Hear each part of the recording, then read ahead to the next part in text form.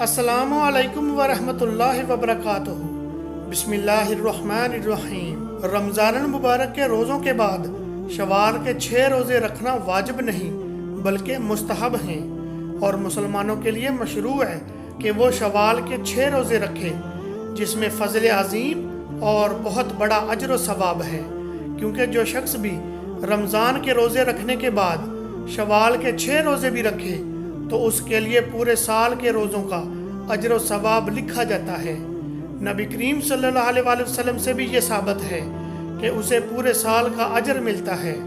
हज़रत अबू अयूब अंसारी रज़ी अल्लाह ताला अन्हा बयान करते हैं कि नबी करीम सल्लल्लाहु अलैहि वसल्लम ने फरमाया, जिसने रमज़ान के रोज़े रखने के बाद शवाल के 6 रोज़े रखे तो ये ऐसा है जैसे पूरे साल के रोज़े रखे।